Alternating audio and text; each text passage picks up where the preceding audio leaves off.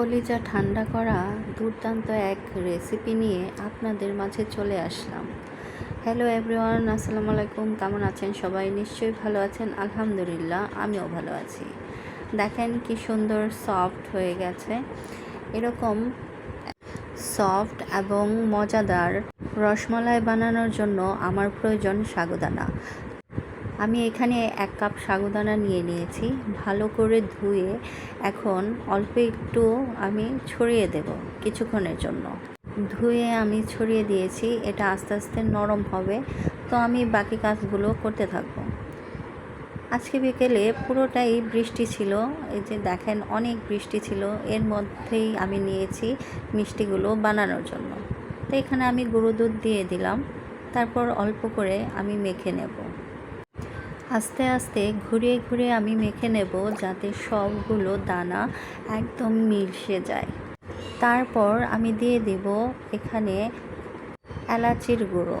এলাচির গুঁড়োটা দিলে আসলে মিষ্টির মধ্যে মজার একটা গন্ধ আসে, এটার জন্য। এটা রেখে আমি এখন চলে যাব চুলায়।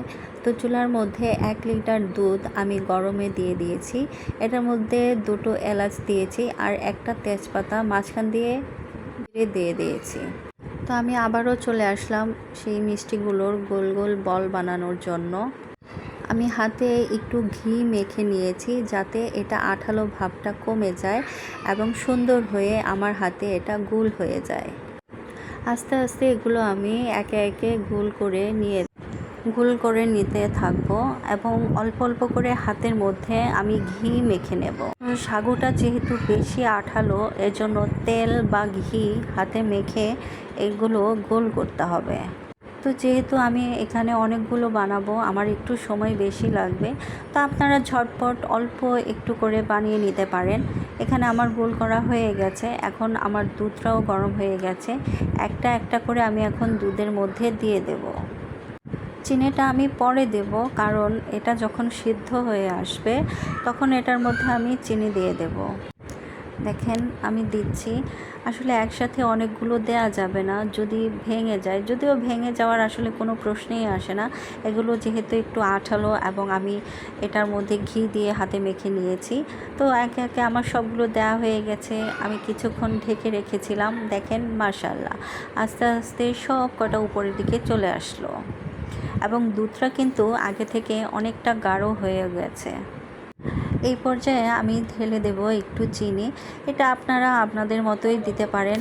যে বেশি খাবে সে বেশি দেবে, যারা অল্প খাবেন মিষ্টি অল্প দেবেন।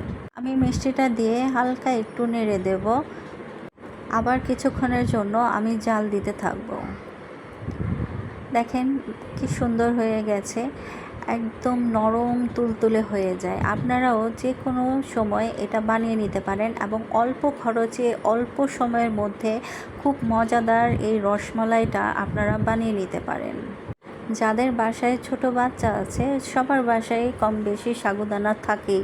তো সেই সাগুদানা এবং গুঁড়ো দুধ মিলিয়ে দুর্দান্ত এই ভাইরাল রেসিপিটি আপনারা তৈরি করে নিতে পারেন। এটা কিছুক্ষণের জন্য ফ্রিজে রেখে দিতে পারেন। অনেকে ঠান্ডা মিষ্টিটা খেতে বেশি পছন্দ করেন, তো যারা ঠান্ডা মিষ্টিটা খেতে বেশি পছন্দ করেন তারা ফ্রিজে রেখেও খেতে পারেন। আর যারা পছন্দ ঠান্ডাটা না করেন তারা এমনিতেও খেয়ে নিতে পারেন।